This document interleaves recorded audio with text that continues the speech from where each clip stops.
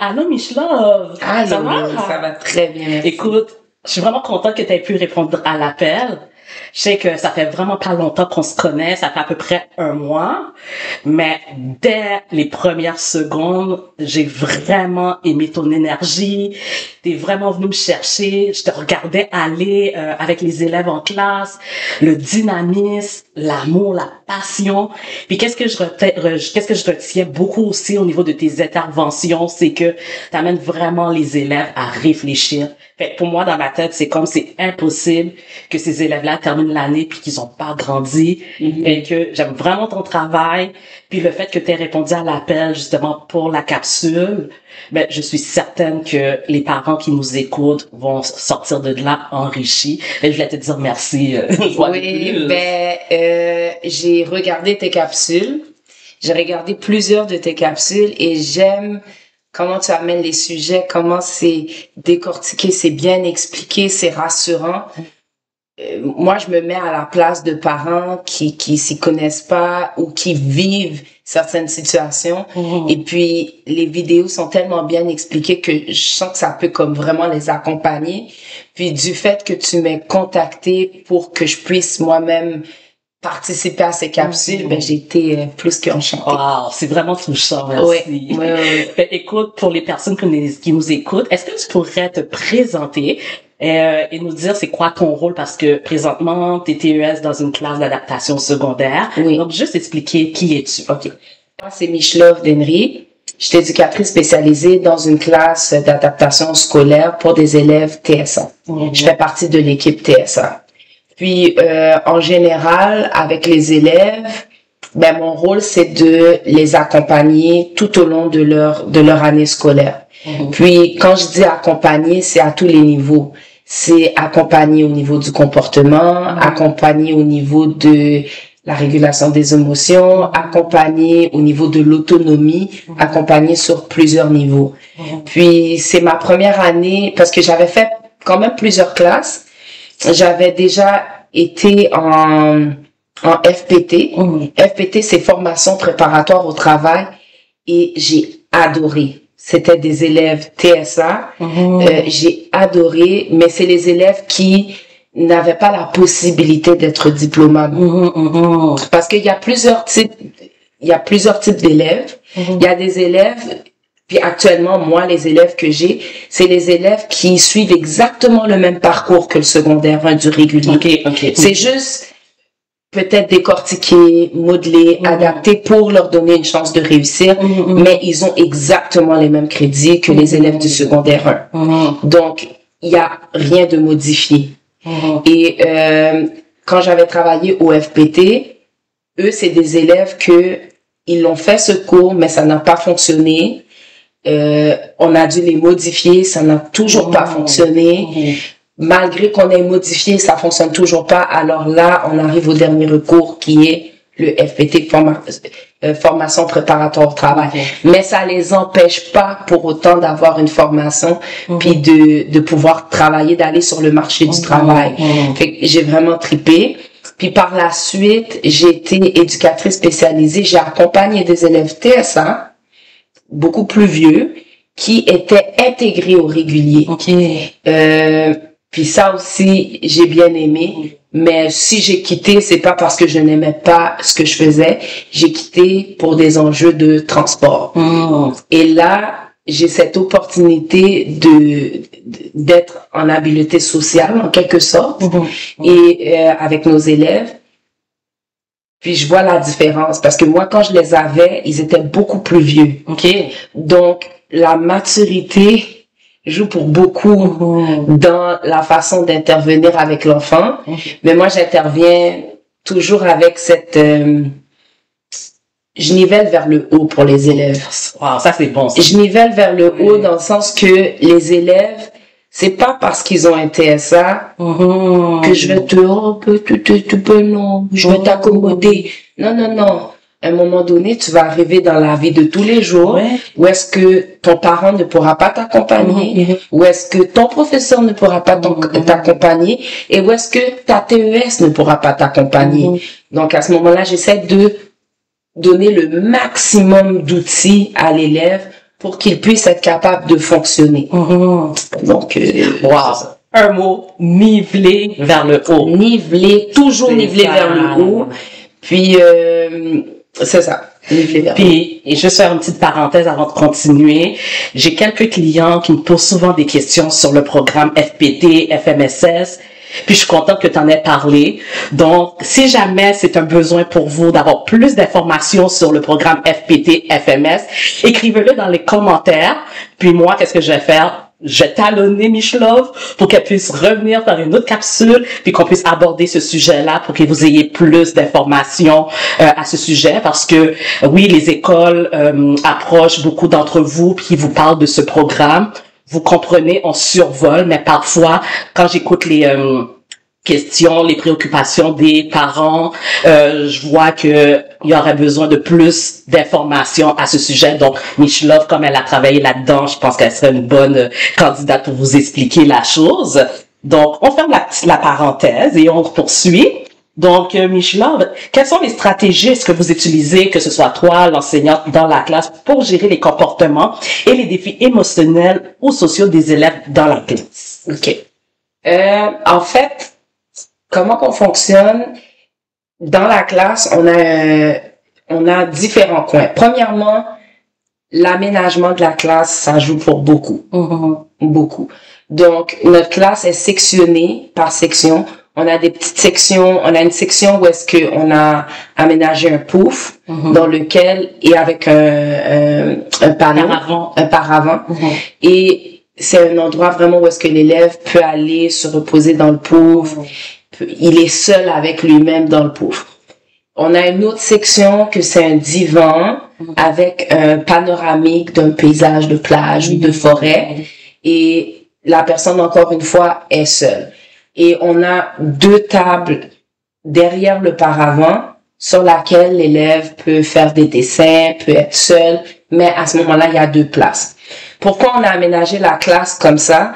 C'est qu'on l'a aménagé pour permettre aux élèves d'avoir leur espace. Parce que les élèves TSA, avec les nombreux stimuli, des fois peuvent être facilement stimulés. Donc, pour réduire les stimuli, ils ont besoin de se retrouver seuls avec eux-mêmes.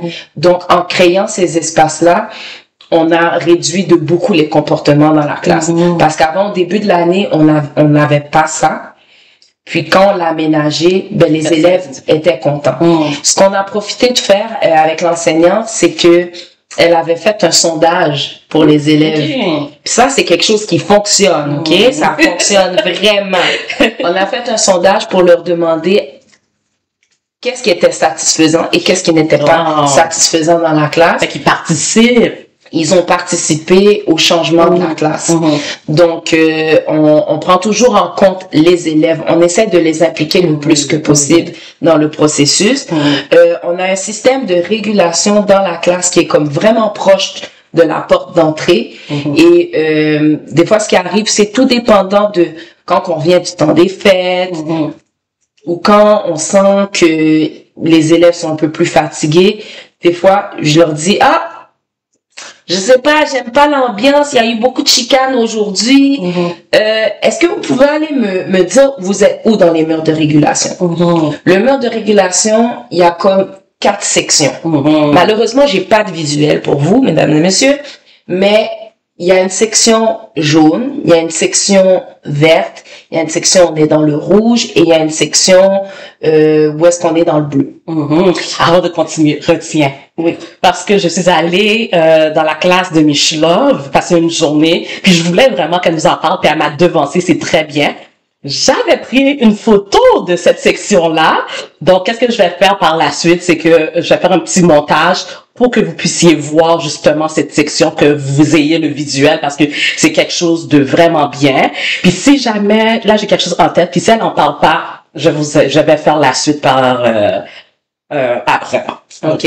En fait, les 4 sections, on a la section dans le vert, qui est une section spécifique de je suis prêt à travailler avec différentes émotions. On a la section dans le jaune où est-ce que je me sens pas très bien, je me sens un peu bizarre, je suis fatiguée, c'est là qu'on va se retrouver qu'on est fatigué. Ensuite, on a la section qui est dans le bleu Ou est-ce que, ben là, je suis un peu plus que pas disponible, je pense que j'ai besoin d'une pause. Et on a la section je suis plus fonctionnel. Mais ce qui est bien, c'est qu'on a un visuel de chaque émotion attitré avec le mot, et les élèves ont leur nom qu'ils peuvent aller mettre sur qui peuvent aller le mettre. Et ce qui est bien avec cet outil, c'est que tout au long de la journée, ça bouge. Donc, de on apprend deux choses. C'est qu'on apprend à l'enfant à savoir que ton émotion, si t'es en colère le matin, t'es pas supposé être en colère toute la journée. C'est supposé diminuer, puis peut-être être remplacé par quelque chose d'autre. Donc, à ce moment-là, je fais souvent des liens avec ce mur de régulation qui est vraiment un succès. Puis, nous, ce qu'on a fait, moi et l'enseignante, c'est que on s'est, dans les débuts, on se mettait aussi, on met nos émotions, comment qu'on est, on met où est-ce qu'on est, on dit, moi, je suis pas disponible.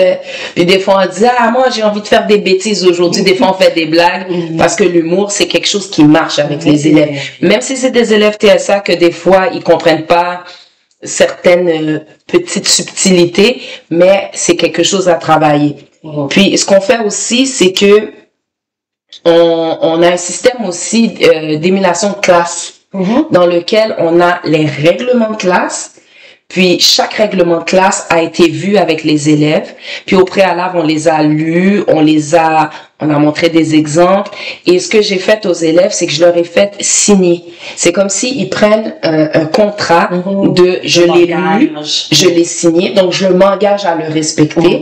Et comment ça fonctionne, c'est que on a différentes sections. Donc, l'enfant, il y a le vert, c'est comme encore le feu de signalisation.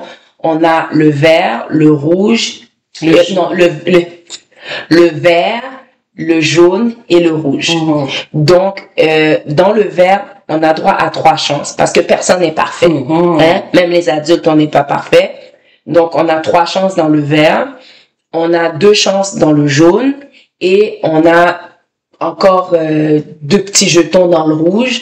Mais ce que j'ai convenu avec les élèves, c'est dès qu'on arrive dans le rouge, tu sais que t'as débordé. Donc, à ce moment-là, il y a un appel qui est fait à la maison. Moi, je me gêne pas de parler avec les parents parce que les parents, s'il y a quelqu'un à qui on doit parler et tenir au courant de ce qui se passe à l'école, c'est bien le parent. Tout à fait. C'est notre meilleur allié. Puis ça va vraiment être aidant pour plus tard sur le long terme. Donc, j'ai vraiment besoin du parent avec moi dans le bateau. Puis aussi, ça évite les effets de surprise. Oui. C'est admettons, on arrive au bulletin, comment ça se fait, j'étais pas au courant, mais là, le fait de tenir le parent informé, tu sais, au jour le jour, aux besoins. Donc, oui, c'est ça. Puis, notre système d'émulation est relié avec un système d'argent scolaire. Et le système d'argent scolaire, donc, quand la personne est dans le vert, il a un 25 sous. Quand la personne est dans les 2 parties de jaune, il y a le premier jaune, c'est 20 sous. Le deuxième jaune, c'est 15 sous. En tout cas, c'est à peu près quelque chose comme ça. Et donc, il n'y a pas d'argent. Et si tu es dans le rouge, puis des fois, ce qu'on fait, c'est qu'on fait des mentions spéciales. Donc, exemple, un élève a été vraiment courtois, a été gentil, a été serviable. À ce moment-là, on donne des mentions spéciales. Mais ce qu'on a expliqué à nos élèves, puis nos élèves, ils le savent, là, c'est que si tu t'es mal comporté puis t'as fini dans le rouge, ben je suis désolée, mais bye bye la mention spéciale. Donc, et il y a un petit lien que je voulais faire là-dedans. Moi, je trouve que le succès de tout, avec peu importe l'enfant, TSA, pas TSA, déficient intellectuel, peu importe, la clé, c'est la discipline. Mais une bonne discipline implique 5 critères vraiment importants. La constance. La cohérence. Tout à fait. Puis, il y a la constance, la cohérence. La rigueur. Non, c'est parce que ce serait pas un C si on serait dans la rigueur. Ce serait pas un C. C'est la clarté. La clarté de la consigne. Est-ce que c'est concret? Est-ce que c'est réalisable? Est-ce que l'enfant va il se voit là-dedans, où il comprend où on veut en venir. La cohérence, je l'ai dit. La constance. C'est pas un jour sur deux, on applique une conséquence. Non, faut toujours, parce qu'à la fin, c'est payant. Et une conséquence. Donc, que tu fasses une bonne chose, amène une conséquence. Que tu fasses une mauvaise chose, amène une conséquence. Par contre, si tu fais une mauvaise chose, attends-toi à ce que la conséquence ne soit pas agréable. C'est ça. Puis donc c'est ça. Mais on en reviendra plus tard parce que j'ai un petit point vraiment essentiel à dire là-dessus. Mais nous, c'est vraiment ce qu'on utilise dans la classe pour intervenir avec nos élèves. On socialise beaucoup par le jeu. On fait des sous-entendus. On essaie de travailler beaucoup les inférences parce que ça, c'est vraiment un défi pour les élèves TSA. J'ai quelques élèves qui ont besoin de services peut-être un peu plus personnalisés. Donc, j'y vais avec le carnet du défoulement. Le carnet du défoulement, tu as le droit de faire qu'est-ce que tu veux. Il y a zéro inhibition. Tu fais ce que tu veux dans ton cahier, ça te regarde.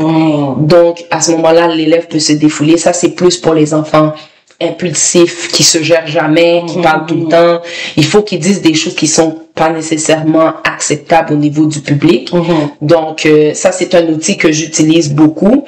Le modelage, beaucoup de modelage. Et j'utilise aussi le schéma conceptuel.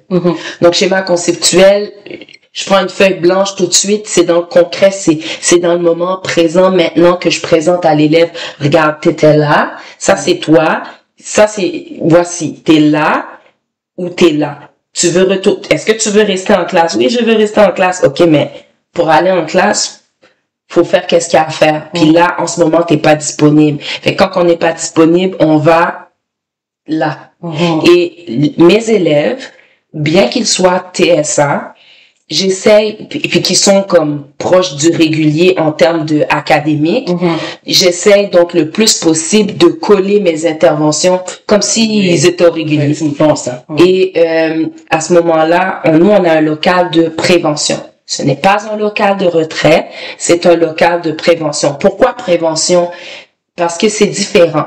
Local de retrait, t'es retiré, mais t'apprends quoi? Tandis que le local de prévention, moi j'explique à mes élèves que le local de prévention, tu es retiré avant qu'on arrive dans l'escalage. Avant qu'on arrive où est-ce que on peut plus, t'es plus fonctionnel, t'es plus disponible, tu casses tout, puis t'es plus réceptif, puis je suis obligée d'appeler à la maison.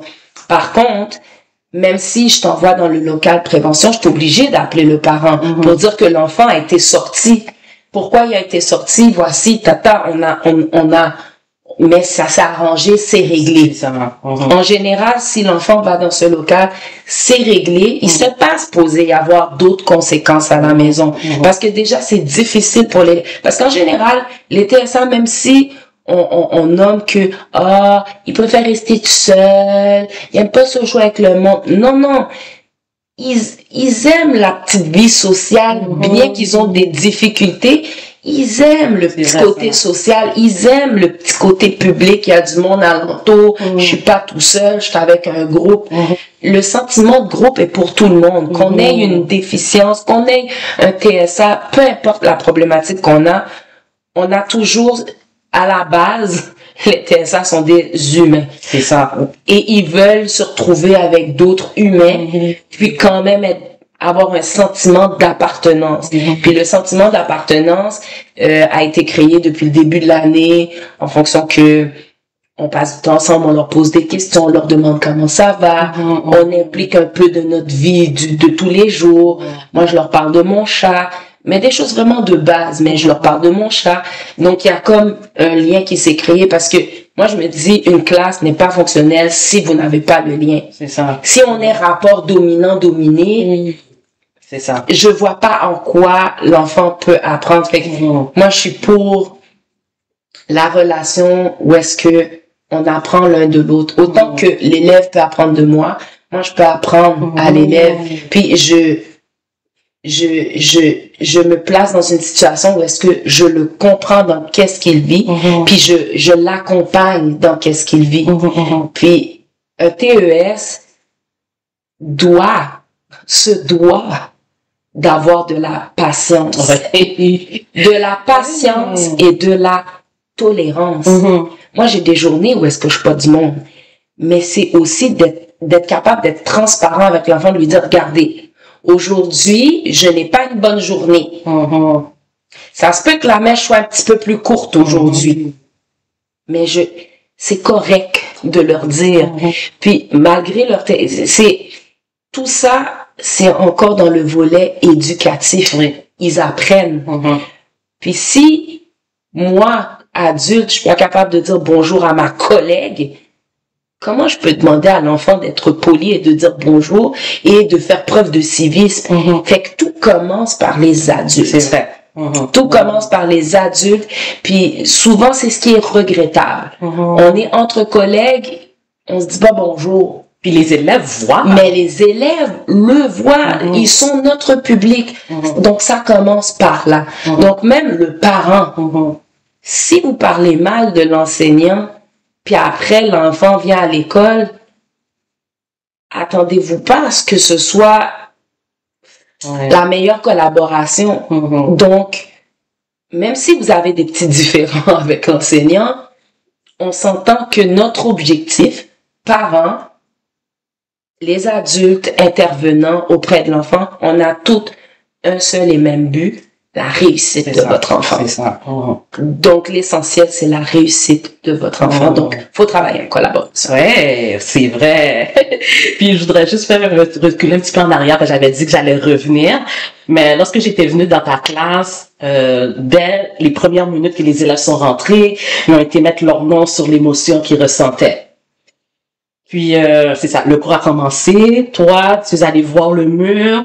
Là, tu as remarqué qu'une élève avait mis son nom, je me rappelle plus si c'était dans le jaune ou dans le rouge, peu importe la couleur. Puis, tu as pris l'élève à l'extérieur. Tu as fait ton intervention, l'élève est revenu. Mais moi, tout ce que je voyais, je réfléchissais à ça, je disais, wow, c'est vraiment bon. Puis, le fait que tu as rencontré cet élève-là, tu as pu probablement éviter plein de choses. L'enfant aurait pu à chaque minute, escalader, puis là, finalement, l'enfant explose. Mais le fait que tu l'aies rencontré, ça fait une différence. Puis oui, par la suite, l'enfant, j'ai vu que elle parlait, elle collaborait, elle était de bonne humeur.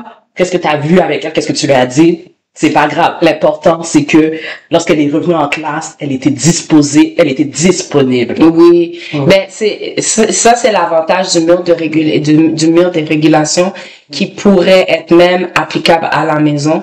Parce que moi, je me dis, un enfant, plus on l'expose à un outil, plus il va l'utiliser, puis plus il va être autonome. Donc, nous, les élèves, on l'utilise depuis le début de l'année. Et depuis le début de l'année, je fonctionne de la même manière. Si l'élève me dit qu'il est dans le rouge, je le prends, je le sors.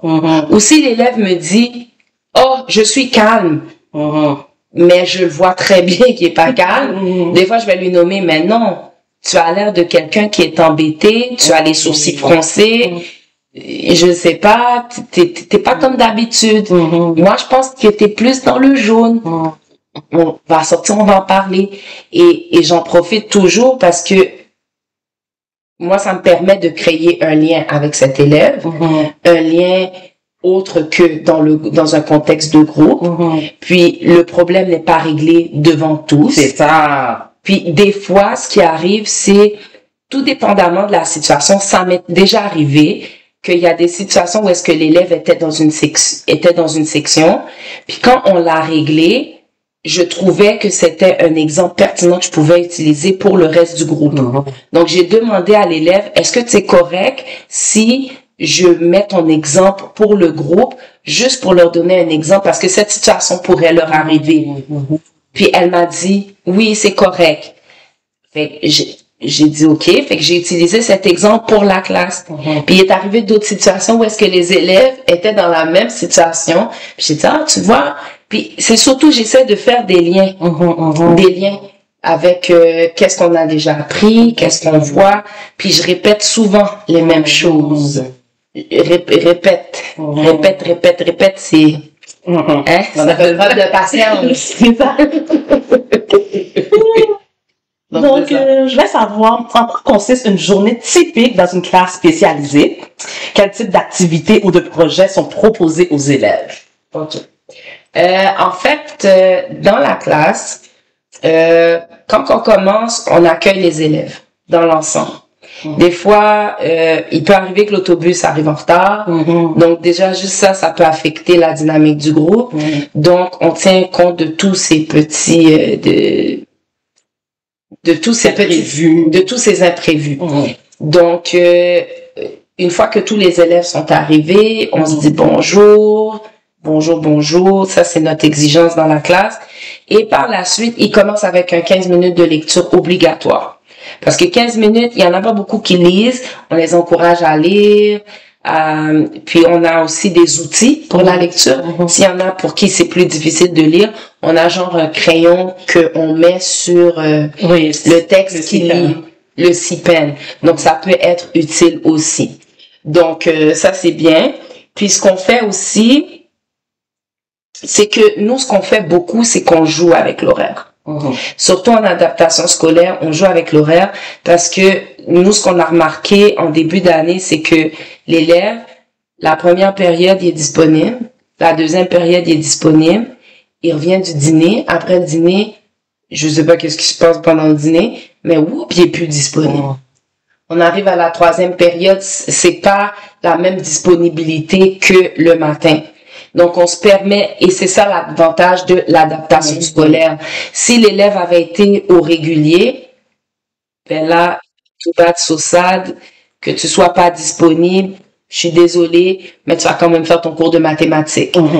Tandis que là, ce qui arrive, c'est que si on n'a pas de spécialiste, j'entends par spécialiste cours d'anglais, éducation physique, plastique, musique. Si on n'a pas ces 4 cours-là, on peut se permettre de jouer un petit peu avec l'horaire. Donc, à la première, deuxième période, des fois, on peut prendre un cours de mathématiques, surtout s'ils vont apprendre la nouvelle matière. L'enseignante va le mettre à la première période. Mais ce qui arrive, c'est que dans la classe, comment qu'on est organisé, on a un horaire fait sur 10 jours, mais on a aussi un petit horaire pour dire, voici le planning de la journée. Donc, oui, les élèves savent que c'est la journée 10 ou la journée 9, mais ils doivent se fier au petit horaire que l'enseignante a mis parce que là-dessus, il y a beaucoup plus de détails. C'est beaucoup plus détaillé. Comme ça, ça rassure l'élève. Il sait qu'est-ce qui va se passer tout au long de la journée, pratiquement ligne pour ligne, ou presque. Et des fois, s'il y a des imprévus, on leur dit, écoutez, la vie est faite d'imprévus, faut que tu t'habitues aux imprévus. Donc ça, c'est comme ça que la journée se passe. Au retour de dîner, obligatoirement, on a besoin d'une pause. Mais là, cette pause, c'est une pause laissée loose. C'est une pause de 15 minutes où est-ce que l'enfant fait ce qu'il veut. Il peut soit lire, s'il veut lire. Là, la lecture n'est pas obligatoire. Il peut utiliser l'ordinateur, jouer à un petit jeu. Il peut écouter de la musique. Il peut aller sur le pouf. Faire un casse-tête. On a même un petit truc de massage. Il y a les élèves, ils vont se masser. Fait que c'est vraiment, on a créé un climat pour que l'élève se sente bien. Puis, en fait, moi, je dois accompagner les élèves dans chaque classe. Chaque classe. Je les suis partout dans tous les cours. Et ça peut arriver que je doive les sortir du cours. Puis là, je leur dis, mais t'as perdu la période. Je suis désolée pour toi. Tu n'es pas réceptif. Tu n'es plus disponible. Je te sors du cours quand tu seras disponible. Tu pourras réintégrer le cours. Donc, c'est pas mal comme ça se passent les journées. Puis, les activités qu'on fait, des fois, ça arrive que quand on voit là, que tout le monde te donne des réponses un peu bizarres, qu'il y en a un couché sur le bureau de même, qu'il y en a un autre qui est comme, tu vois qu'il est parti sur Mars. Et puis là, que tu vois qu'il y en a un qui a plus de tics qu'à la normale, alors là, ça ne vaut pas la peine de continuer avec l'éducation. Ils sont plus là, ils sont saturés. On appelle ça surcharge cognitive. Ils sont en surcharge. Ils avaient déjà leur stimuli du dîner. Ils avaient déjà les 2 premières périodes qu'ils ont bien travaillé. La 3e, des fois, ils ont bien travaillé parce qu'on leur a demandé un petit peu de jus de cerveau. C'est ça. Hein? Fait que des fois, la 4e période, on n'a pas le choix, on arrête. C'est ça. On arrête. Mais c'est pas parce qu'on arrête qu'on ne fait rien. C'est une période dans laquelle on peut jouer à des jeux de société. Puis quand on joue à des jeux de société, c'est incroyable le nombre de choses qu'on peut travailler. Voilà. La façon de parler au père, la façon de lancer les dés. Attendre son tour. Attendre son tour. Si je perds, c'est pas grave. Gérer son émotion si je perds. Donc, tout est propice à apprendre. C'est juste que nos élèves ont besoin d'un peu plus de temps, des fois, pour traiter l'information. Ont besoin d'un petit temps de recul pour traiter ce qu'ils ont déjà appris. Et c'est correct. Et c'est correct d'y aller selon leur rythme. Puis qu'est-ce que je pourrais te dire, c'est que ça, là, ce que tu viens de nommer, ce sont tous les enfants. Un enfant même régulier, les enfants du régulier. C'est ça. Même les enfants du régulier. Mais c'est ça, fait qu'en fait, mon rôle comme TES, c'est de les accompagner dans tout ça. Puis c'est ça, ce qui est un petit peu spécial avec le rôle de TES, c'est que on sait pas trop elle fait quoi, elle. Parce qu'elle chapeaute tellement de choses. Elle fait tellement de choses, elle est multifonctionnelle. Là où le TES, là, on est multifonctionnel. Puis, c'est d'être capable aussi de déceler juste le petit comportement que lui, il décèle pas, puis d'être capable de le déceler pour lui. Hip, regarde ta tics là, comme tu l'as peut-être pas remarqué, mais regarde, il y a quelque chose qui se passe. Donc, c'est d'être dans la prévention. Moi, je suis beaucoup dans la prévention. Ça, j'ai remarqué ça, effectivement. Je suis dans le avant du avant. C'est ça. Ça fait qu'on passe des belles journées quand même.